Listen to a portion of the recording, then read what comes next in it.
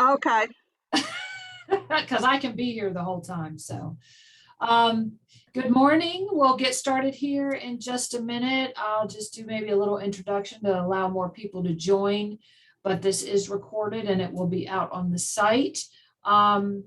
Most of you may be faculty, you could be staff, but this was more geared towards faculty, but because it is promoted by the Faculty and Instructional Affairs Commission of the VCCA. And if you haven't joined, you need to join. We've been having all kinds of online stuff throughout the year since we weren't able to have our annual conference this year. And I think it's been very well received. So check out our website, vcca.org or vcca.edu.org,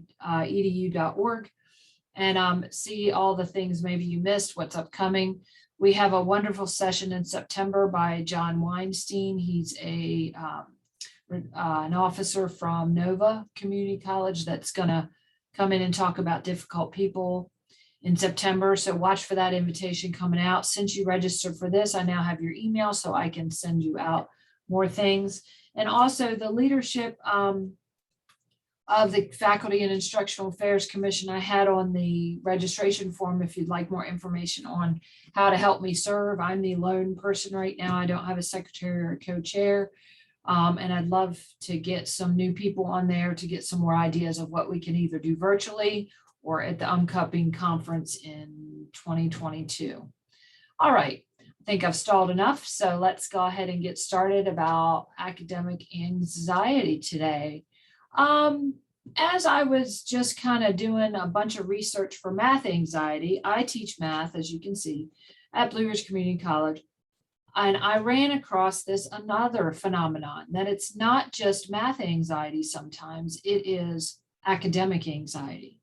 And so we're going to talk about today what it is, where it comes from, and maybe how to help your students cope. Of course, we don't want to water down our curriculum or anything to kind of really baby them, but we do want to keep in mind that academic anxiety is a real thing.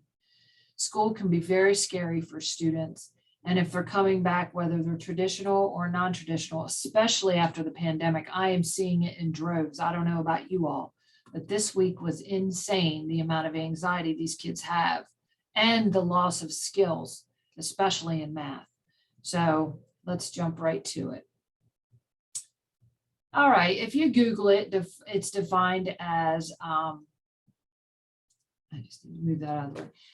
Feelings of being distressed, fearful, stressed out as a result of school pressures. Look at these pictures over here. Don't that look like our students? Definitely. They're on overload, they're stressed out.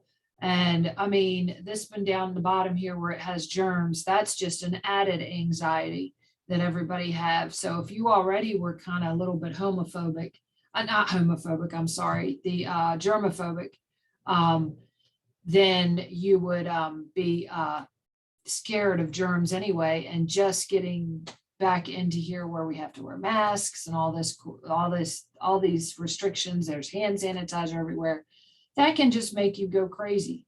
So students who experience academic anxiety feel apprehensive over academic tasks. Students may feel anxiety related to every academic task. And you'll have access to this video, and this here is a little, that's kind of where my definitions came from. So that's kind of how I let you know that there's extra links. You can always, if you want to read more. But yeah, typical anxiety, it's just around academic. You may have not thought about it as academic. You might have thought of it as fear of heights or being alone or any of those kind of things. But academic anxiety is a real thing. There's 4 components to it. You have some worry there. Okay, you're constantly worrying about if you're going to be good enough. Self-degrading, I'm not good enough. I don't belong here. My parents didn't go very far in school, so maybe I shouldn't go so far in school. First generation college students experience this overwhelmingly, just feeling like you're not good enough to be here. There's emotionality, okay? Could make you sad. You could be just excited and ready to go, and one little thing will just tip you over and just not be it's very hard on you emotionally. You'll have some physical symptoms, whether it's heart palpitations or stomach upset. My big one is stomach upset. That's what happens to me if I get anxiety about something. Of course, I don't have academic and I never did. However, there's other anxieties in my life. Those symptoms are the same. You start shaking. I always tell people, you may not see me shaking, but it feels like my organs on the inside are shaking when I'm terribly anxious about something. Whoops, wrong way. Whoops. Well, I want to go the other way. There we go. When you're trying to focus on a task generator interference there, you might have unproductive habits, procrastination, not putting your cell phone to the side. Those are the kind of things the students are going to do, and they let themselves get distracted. Procrastination is another one. And then study skills interference. You might have poor study methods, and these are learned. You've managed through high school just fine, or they've managed through high school just fine, and then they try to apply those same skills here, and they're not getting the same results. So, and there's some more extra links there if you want to learn more about those kind of things there. All right, I want you to take a moment, just take a moment and, read through my little cartoonies here. And this is what our students look like. This is what we're dealing with. Some statistics here. 86% of college students have felt overwhelmed. 81% have felt exhausted. 30% of college students have felt too depressed to function. And 6.6% of college students have seriously considered suicide. That's the biggest one, the biggest problem there. I think that's a terribly high percentage. Just take a moment and think of a student. Okay, just take a moment and think of a student you may have in class right now that has been at your door, that has come and sought services from you, anything like that. Just have that student in mind. I'm sure they probably look like one of the ones in front of you. Maybe not the little guy there because he's kind of in elementary school. You might not have experienced that unless maybe you're a career coach or you came from elementary ed before you came to higher ed. And this little red one here, sometimes the most brilliant and intelligent students do not shine in standardized tests because they do not have standardized minds. We test these kids so much. Okay, so hopefully as I was talking through there, you have a student in mind that maybe would have anxiety, academic anxiety. Come on. Why? Okay, why did you think of that student? Why did that student come in your mind? Imagine. Be that student. Put your self in that student. Maybe your student is a single father trying to go back to school. He's a veteran. He's on the GI Bill but can't take developmental courses. Maybe that's your student. Maybe your student is someone who's the main caretaker of their parents. Things like that. There's so many other things our college students, our community college students are dealing with. They're so much different than university students. I'm not saying they don't have academic anxiety too, but our community college students have a full plate. Most of them are working. This is not their only gig. Okay, what does that student look like? Okay, maybe they're sitting in the hall there just, I don't know if I can go on. Maybe they're over here sweating, rapid breathing, hard to think clearly, rapid heart rate, trembling. Teaching math, I see this one all the time. They're just, especially pre-calculus, because that's their first real college course. It's a lot of freshmen and it's hard. It's a 50% failure rate nationally, 30% in my class. So it's a lot of pressure on them. Look how overwhelmed this young lady is with all these books here. She's probably got too many classes, and who knows, she may have a child at home or a spouse at home that's not supportive. You just don't know what they're dealing with there. Okay, would anybody have a student like I kind of shared my little veteran guy? Does anybody have a student they want to unmute their microphone and talk about for a second or a couple minutes?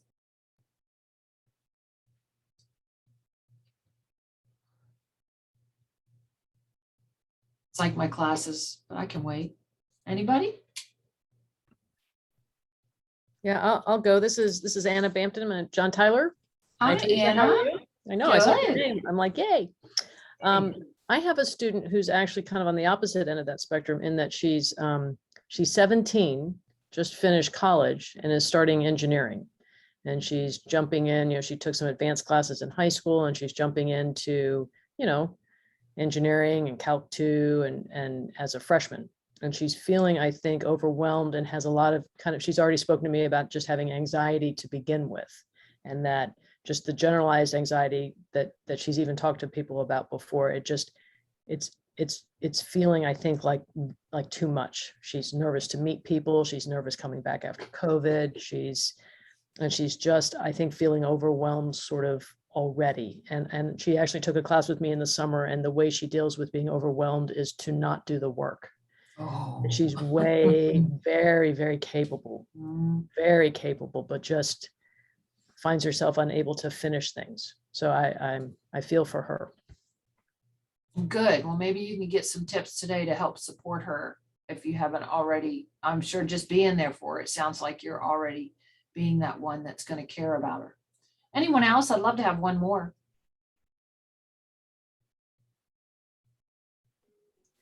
I can share. This is Felicia Echezona. I'm with John Tyler. Hi, Felicia. Hi, I teach nursing, and one of the courses I teach is pharmacology, and it's one that's fraught with anxiety, but I have a student right now who is preparing to take my class a second time, and she failed. And it breaks my heart because she knows the material when I speak to her, but it's testing anxiety that's really her struggle. She struggles with the final comprehensive exam, which is a standardized exam. Your little picture here is exactly how she looks when she's getting ready to take her test. She is drenched in sweat. She's crying in the middle of the test. Her hands are shaking, and I'm just hoping to be able to mentor her in some way to get past this, because I know she has the capacity. I just don't know how else to support her. Okay, well, let's see what we can do. All right. Hopefully the rest of you have a student in mind that maybe you want to help, and hopefully I can give you at least one little tip you can use to help today. All right, where does it come from? Well, we need to know where it comes from in order maybe to address those things. But I love this little bubble picture here. It pretty much has it all in there. You can see all of it, and you probably can think of at least one student for at least maybe 5 of these things. I'm not sure what ODD is. I think I knew at one time. I don't remember what ODD is, but all of these things. My son has tic disorder, which is very similar to Tourette's. But luckily he never let it affect his schoolwork, but it kind of manifested in other ways in his life. Luckily, it never affected his schoolwork. My daughter has severe test anxieties in general. And it's just, she just, and it did cause some specific learning difficulties at times for her, but now she's overcome that, and she teaches math in Page County now. So she has overcome it, but depression, auditory processing, all of these things come in. Well, what do you think? I think anyway, poor teachers. Here's a wonderful example of a teacher. It could be at any level. If the students aren't doing their homework, they lose their mind and they yell at them, or they may just yell at you, you're stupid. That's the worst thing you can tell a kid. And a lot of those, it comes from there. Parents is a big one. I did fine. I don't have a high school education. I don't have a college education, and I'm doing just fine. So not having that support from home or previous teachers putting those things in your head. They always say sticks and stones can hurt me, but sticks and stones will hurt me, but words I think are more hurtful than sticks and stones, because they carry that around. There are stereotypes. They've been doing it in schools for years. I remember when I came through school a long time ago, we used to be tracked. I was talking to my daughter about that the other day. I said, do they have tracks? In other words, there was an A track, a B track, and everybody knew the A track, they were headed for college. If you weren't in the A track, you're A or B, you probably weren't going to college. Well, kids know that. My brother was in like D or E, they were tracked so down low. And he just graduated. Now he's 40, but he just graduated with his engineering degree. So you can't overcome that. But I'd like to think if, if maybe either not have tracking or just, I don't know how to fix that. And I'm sure they have to do it at sometimes in school, but I just think there's a better way than knowing the A-track is they're the best, the biggest, and the brightest. So a lot of those things come from that way, and myths. Students maybe that coming from poverty think, oh, well, I don't need to go to college, or nobody else in my family went, or I'm not college material, I don't have a college brain. Those kind of myths get in your head and are very detrimental. And that's where it comes from. All right. Take a look at this little, hopefully this doesn't give you anxiety if you don't like math, but there's a relationship between anxiety and performance.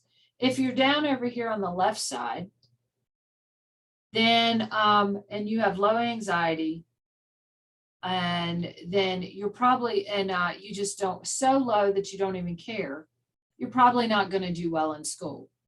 But if it's so high, do you see how your grade tanks just as bad as if you didn't have any? This is where you want to kind of be in the sweet spot. Some anxiety is okay. Some anxiety, I got to do well on this test, maybe a little bit, as long as it's not affecting you. And as long as it's affecting you enough to where you prepare well enough to where your anxiety will be kind of in check, is how I tell my students. Keep it in check. All right. Be the student, maybe they have academic anxiety. This is a little survey. Let's see if it comes up. It's going to come up. Should. This is where you can give them a little survey. Okay, here's some sources. This is just where I got the academic anxiety questionnaire from, and I just wanted to put it in here for you. We're not going to take it, of course, but it'd be a good idea, especially if you have a student in mind, they can take it. Or you can just read through some of the things and maybe pick and choose what you want to ask them. Do you freeze up? Like I freeze up on things like ACTs. Okay, you probably want to take that out because this is more geared for high school, and our students aren't taking the ACTs, but things like that. During exams, I frequently get so nervous that I forget facts I already know. If nothing else, this will make that student more comfortable because you're recognizing there is all of these things that can be causing these things. Let's go see if I can go back to the PowerPoint. There we go. All right. And then let's see this one here. Internet site. Okay. Well, I'll have to check on that one. I think that's just my little, where all this stuff come from, but I'll have to double check it. But yeah, there's a nice survey there. Students can beat it. Deal with it early. As soon as that student starts to recognize they have anxiety, or you recognize they have anxiety, pull them off to the side. Let's see what we can do to help you. Correct placement. I've had a student this week. He seemed to be doing okay in the pre-calc, but I have the support course right after it. He could not solve single-step linear equations, and he's sitting in a pre-calculus class. So I sat down, had a conversation with him. He was not placed correctly. They placed him based on, and we all know placement test is gone for English and math. So it's very hard sometimes, and there will be some students that are misplaced. And he was going to be a very hard time. Come to find out, he never really even had Algebra 1. So that was a huge red flag. Make sure you tell the student to be an active learner. Like I'm talking to you today, hopefully maybe you're writing notes down. Well, that student needs to be doing that too. Even if they're sitting in a straight lecture course, we can't expect all instructors to have these cool activities every day. This is college now. You're going to still get some straight lecture classes, and that's okay. But an active learner means they're writing down notes, they're jotting down questions as they come up. Just those kind of things. Make sure they're active. Make sure as soon as they get stuck, they're asking for help. They've got to advocate for themselves. Homework. Make sure they're doing their homework. Make sure they're not comparing themselves with others in the class. This is huge in pre-calculus. I mean, math in general, because there's such a stigma with people saying they have math brains are not math brains. That's not true. It's just not true. Or a student just had all the way up to calculus in high school and they're sitting in there just to bump their GPA to get that pre-calculus credit. Well, you can't compare yourself. Or if somebody finishes a test real early and they are sitting there until the bell or until the time limit, it doesn't matter. Just tell them, just think in your mind, that person didn't know anything and they turned it in real quick. So you can't compare yourself to others.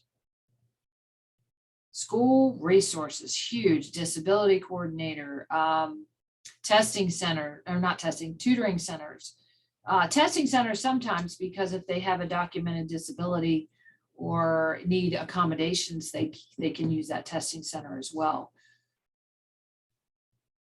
And debunk those myths, okay, that maybe somebody told them you'll never be anything, you'll never amount to anything, you'll never be good at math, you'll never be good at physics or science or English or anything like that. And really encourage them not to procrastinate, even if it's just doing a little bit every day. All right, this is a great activity for a STV class. Okay, I think this should come up. Let's see if it comes up. Study skills assessment and questionnaire. So you can steal this. It's online. I didn't make all this. I just kind of put it all together in a PowerPoint.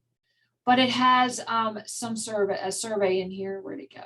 I think it's at the end. Oh, no, yep, this is it here. It's kind of big, but it's great for an STV class because then they can rate these things. And it just kind of gives you an idea. You can make your own, but it will really give you a good idea of where these students are with their anxiety in school and all kinds of things like that. And it's a great survey. So that's a great little thing to do. What are most students? Okay, well, for each category, there was a lot of different things there. What are most students? Well, they're rock stars. They're doing great. Help your friends. Okay, that's hopefully that's where a lot of them are. Not most of them, but this is just, some of them are shining stars. They'll get 21 to 28 on there. They have room for improvement. They can do better with their academic anxiety. Rising stars, not quite 20, and then use the techniques learned today to help them get up to that at least shining stars. All right, here's a little silly little video I thought was cute. I'm going to show you, but confidence is it. That's what we need to try to do with our students.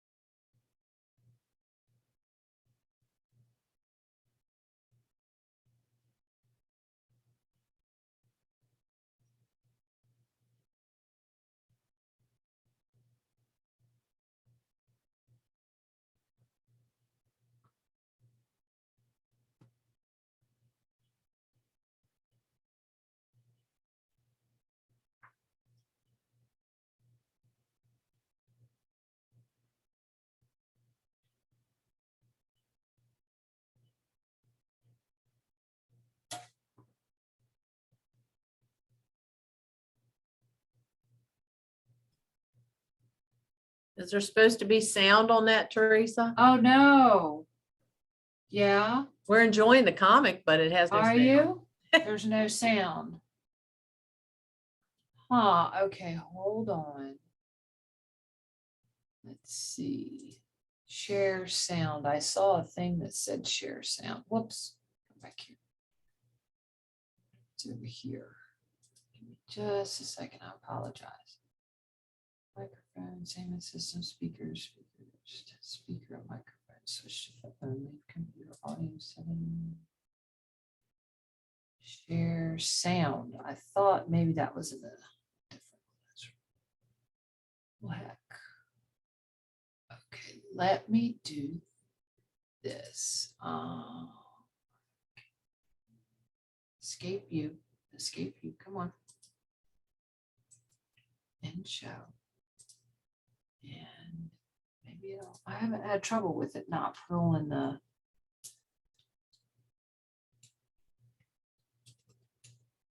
sound before. I think you have to, as you click on the share screen for sharing that video, that's where the share sound comes up. Okay, let me try that. Okay. And from current slide, don't play it. And here, oh yeah, let's see, advanced sharing. No, let's try new share.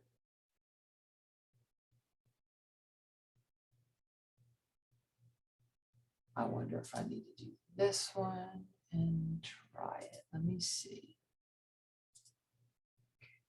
Oh, just a second. Let's try it again.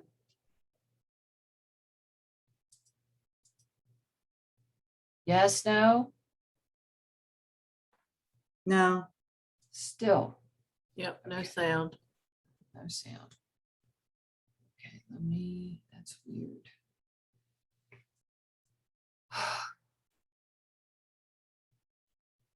There we go. Let's try it. I think I got it.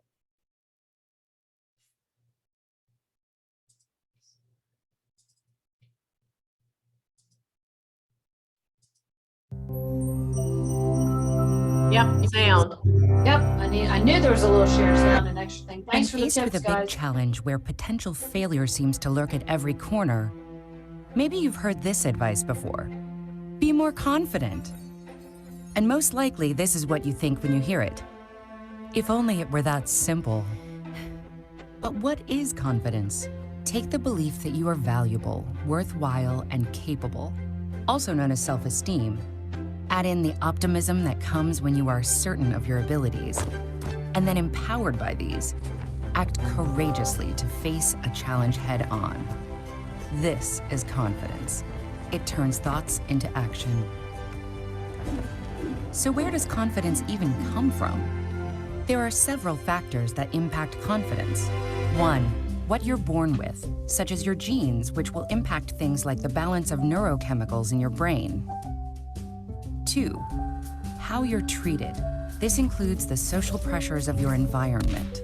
And 3, the part you have control over, the choices you make, the risks you take, and how you think about and respond to challenges and setbacks. It isn't possible to completely untangle these 3 factors, but the personal choices we make certainly play a major role in confidence development. So, by keeping in mind a few practical tips, we do actually have the power to cultivate our own confidence. Tip 1, a quick fix. There are a few tricks that can give you an immediate confidence boost in the short term. Picture your success when you're beginning a difficult task. Something as simple as listening Oops. to music Sorry. with deep bass. It can promote feelings of power. You can even strike a powerful pose or give yourself a pep talk. Tip 2, believe in your ability to improve. If you're looking for a long-term change, consider the way you think about your abilities and talents. Do you think they are fixed at birth, or that they can be developed, like a muscle? These beliefs matter because they can influence how you act when you're faced with setbacks. If you have a fixed mindset, meaning that you think your talents are locked in place, you might give up, assuming you've discovered something you're not very good at. But if you have a growth mindset and think your abilities can improve, a challenge is an opportunity to learn and grow. Neuroscience supports the growth mindset. The connections in your brain do get stronger and grow with study and practice. It also turns out, on average, people who have a growth mindset are more successful, getting better grades, and doing better in the face of challenges. Tip 3, practice failure. Face it, you're going to fail sometimes. Everyone does. J.K. Rowling was rejected by 12 different publishers before one picked up Harry Potter. The Wright brothers built on history's failed attempts at flight, including some of their own, before designing a successful airplane. Studies show that those who fail regularly and keep trying anyway are better equipped to respond to challenges and setbacks in a constructive way. They learn how to try different strategies, ask others for advice, and persevere. So, think of a challenge you want to take on. Realize it's not going to be easy. Accept that you'll make mistakes, and be kind to yourself when you do. Give yourself a pep talk, stand up, and go for it. The excitement you'll feel knowing that whatever the result, you'll have gained greater knowledge and understanding. This is confidence.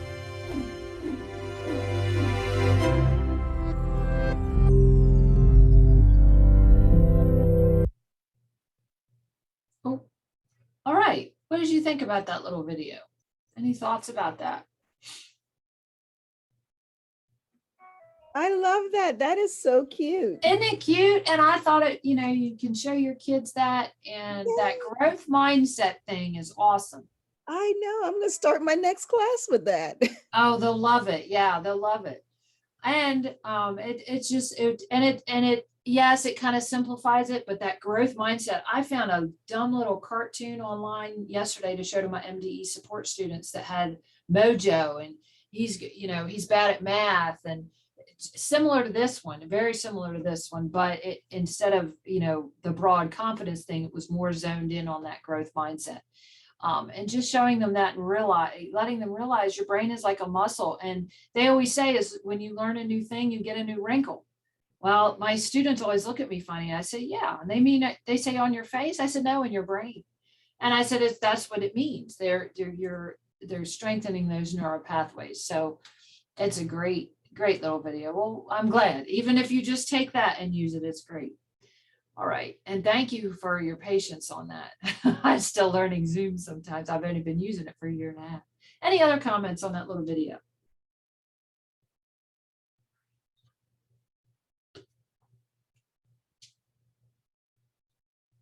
All right. Well, once maybe you've talked to your students or maybe shown them that little video and gave them the survey, and maybe, they're feeling overwhelmed or whatever with everything, the light bulb may come on for them and they're going to go, oh, I've got academic anxiety. Just having a name to it validates it, that they're not alone. It wouldn't be a thing if they were the only one in the entire world that had it.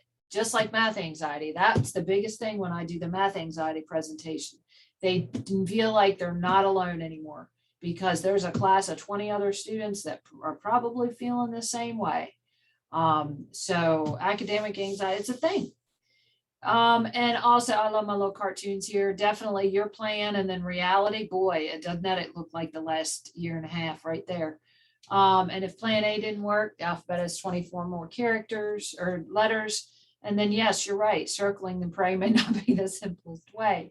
So, and then a goal without a plan is just a wish. That's a big one. Make sure if they have a goal, they want to get to graduation day, they have a plan. And they've got to make school a priority in that plan. All right.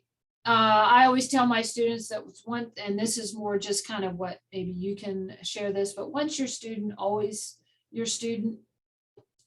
I don't care if I have them for a 5-minute conversation in my office just because they were walking by. I always tell them, you now have a safe place to come and talk about things. I can hook them up with resources if it's beyond my abilities to help them, or I can just sit and listen to them. There is a student, now granted, he grew up with my daughter, but he was here. And he was struggling. I could tell he was in my developmental math before we switched to the MDE stuff. And bless his heart, he would just come in my office and sit down. And I say, you need me to talk to you? Nope, I just need to sit here. And we just sat here. I said, you care for work? Nope, I just need to sit here. He just needed to close everything out and needed to just sit in my office. He didn't want me to talk to him. He just wanted me to sit there. And I didn't know him very well. He knew my daughter way better than me. She just had a few classes with him in high school, but he just needed that safe place to fall. And if your office or you have a student space outside your office, I am blessed to have that too. That is a great safe place to just, kind of bring them in. This is me and my family here. That's my son. He graduated from Blue Ridge in 2018 and really cool. I was associate dean at that time, so I got to give him his diploma. It was very exciting. And there's my daughter who struggles with all kinds of anxieties and things. And now she's teaching in Page County Middle School. God bless her, right? 7th grade math. Oh, Lord. And then this guy back here is my wonderful husband. He's not too keen on pictures, so he's just kind of hiding out there and kind of giving us our day, because it was a very important day to me, because I got to give my diploma to my son. Not many mothers get to do that. And my daughter, she was getting ready to go to Radford. She did not graduate from here. She transferred. It was just, as far as courses go, it was just, she didn't have enough to graduate from here. So she just went to Radford, on to Radford to get her teaching degree. All right. Any takeaways anybody wants to share, or questions? I see the chat has some red bubbles in it. If anybody wants to talk about anything or bring anything up, now's the time.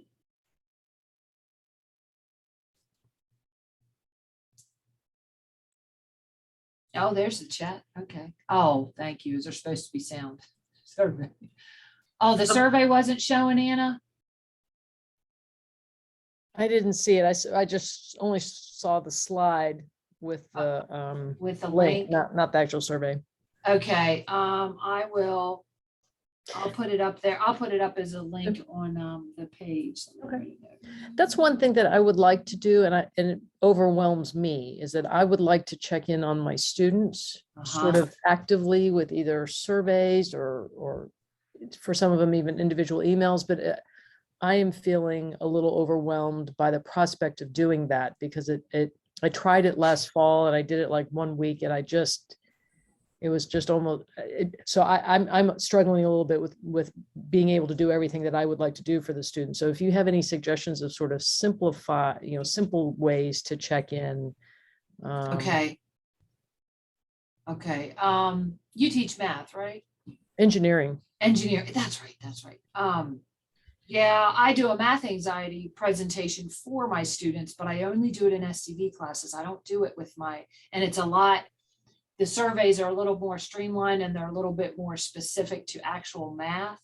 So I don't know if that would help you or not.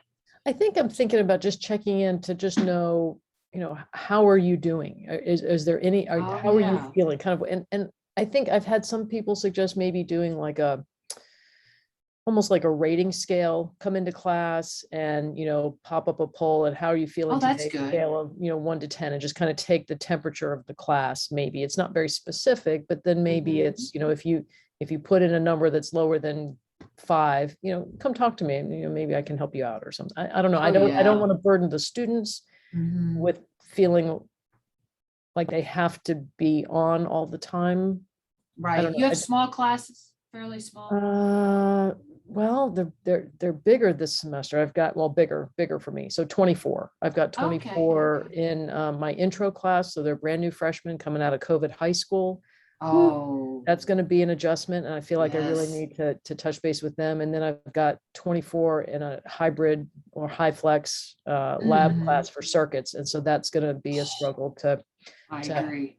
to blend them in. And I'm also running a little bit nervous just because I have students on campus and students on Zoom at the same time, but the number of students I have on campus is much larger than it was last year.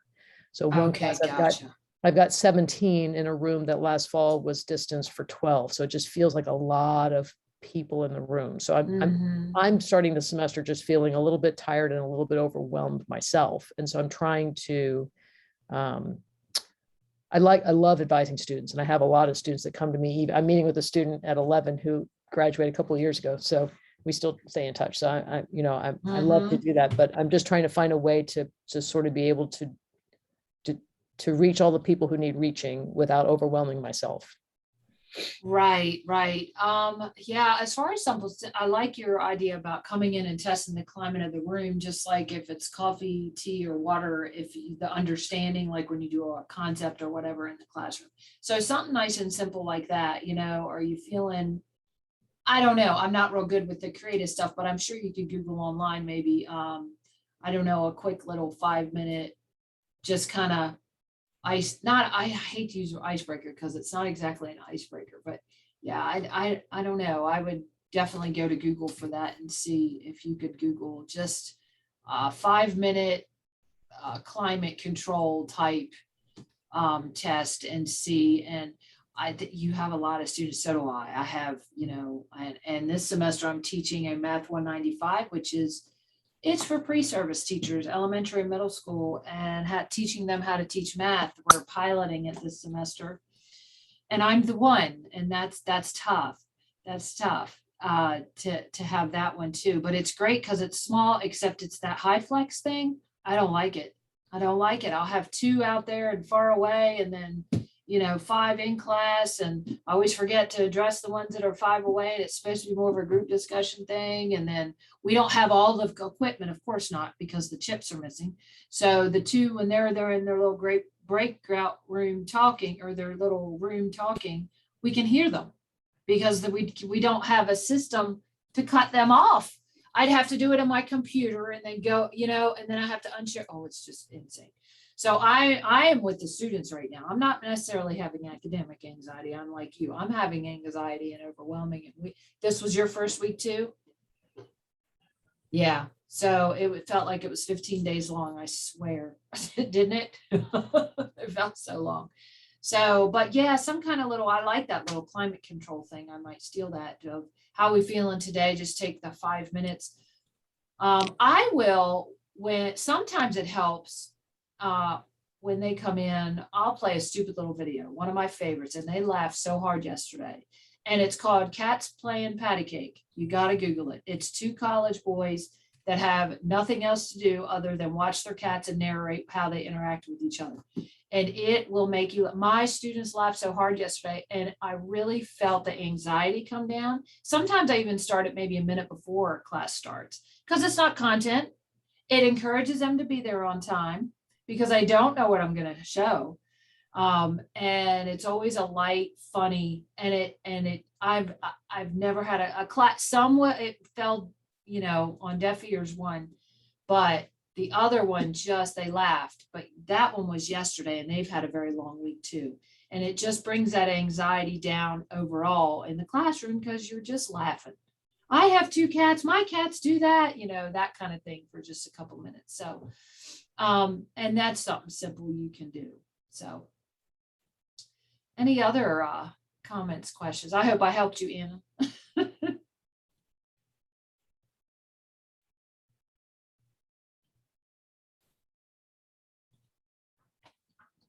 There's some good stuff in the comments too, if you can read.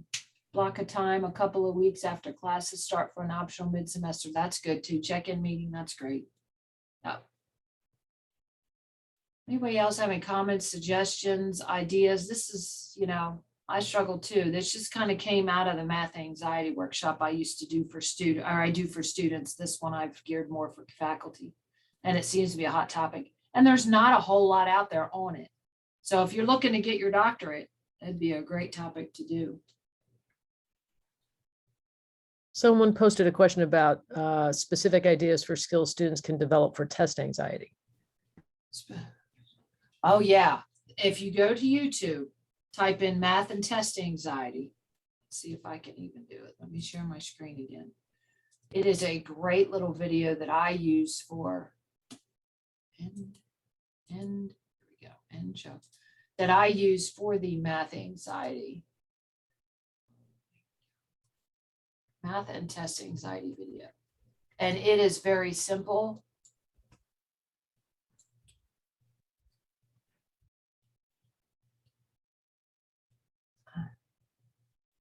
Where is it? Oh, you know what? I'll have to go to my YouTube channel, I betcha.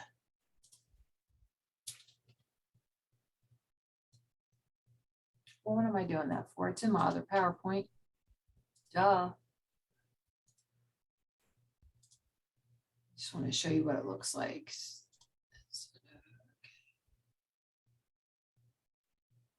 There it is. And it is a great little video.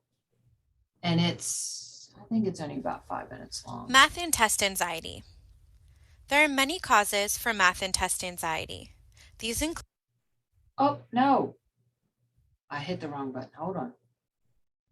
But this is a good one too. And I haven't been able to find it on YouTube anymore. So me putting it in here, you guys will have access to it, or I can send you the link to it. I should have. There it is. This is really good too. Math and test anxiety. There are many causes for math and test anxiety.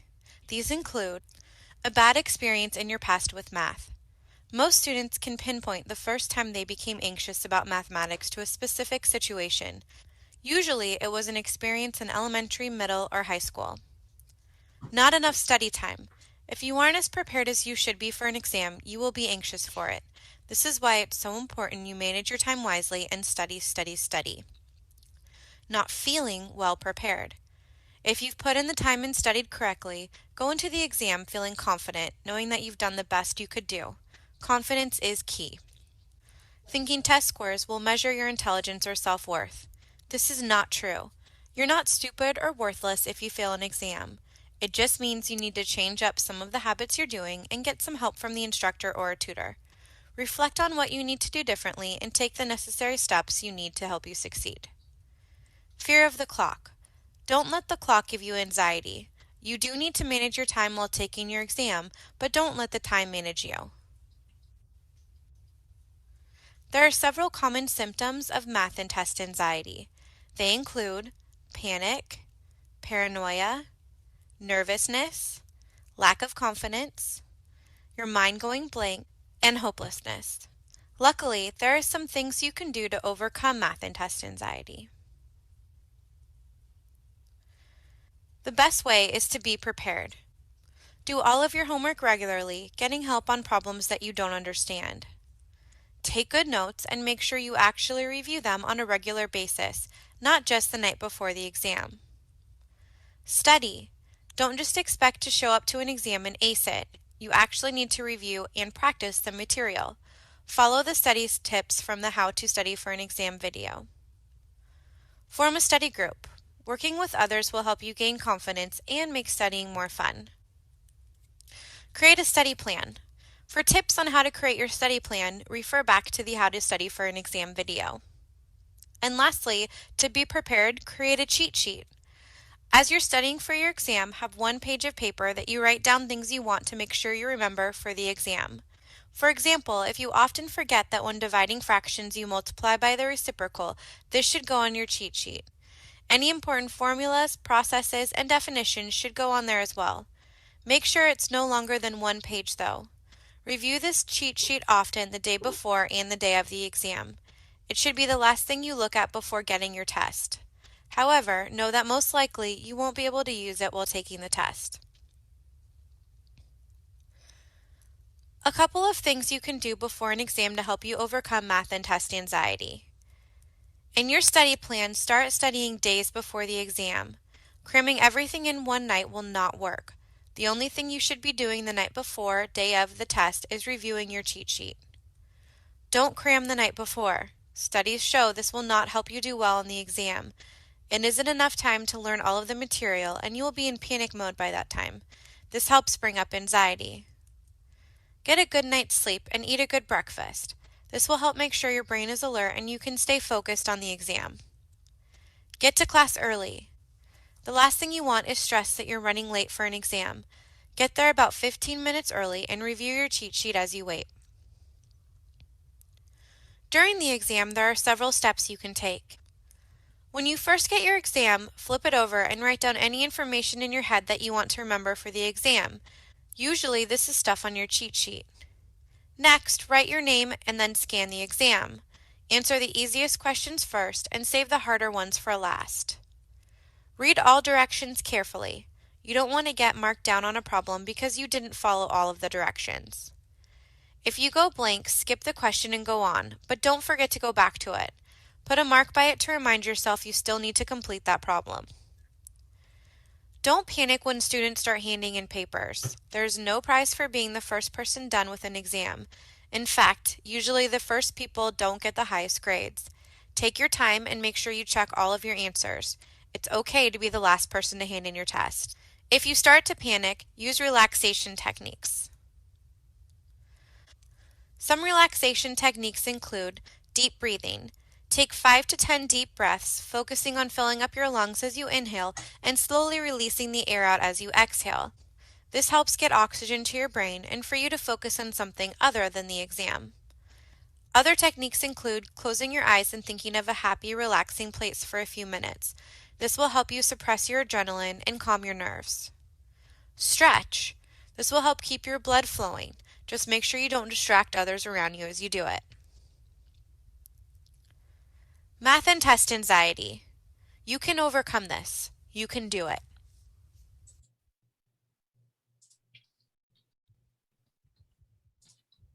Okay, that's a great little video you can share with your students. Okay, I guess there's no other. Okay, there's a link there that Michelle shared. And Yeah, then, the awesome. link. Good morning, Yeah. everyone.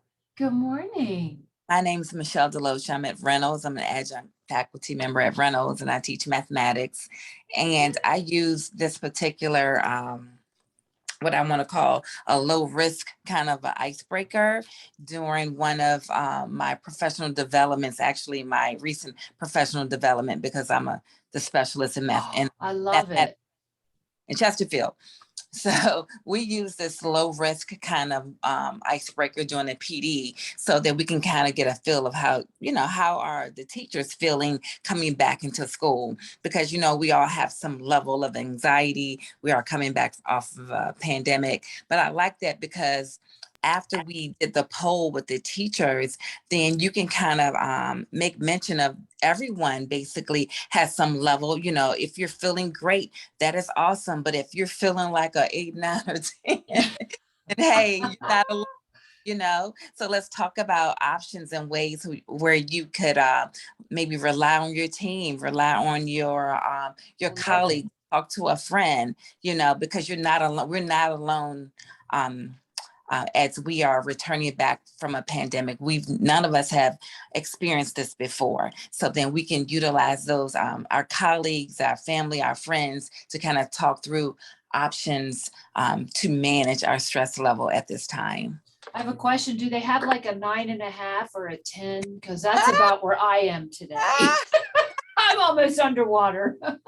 I love that. I hope you all got to see that rubber duck thing. That's great. And Anna, I bet you that would be good to use in your class and just kind of get a feeling.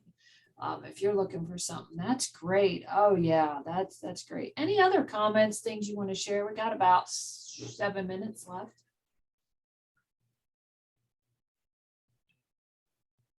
All right, well, this was great. I hope you all enjoyed it as much as I do, but I have all kinds of things to do to get ready for Monday. Do you all? Oh, all right, I'm gonna stop recording and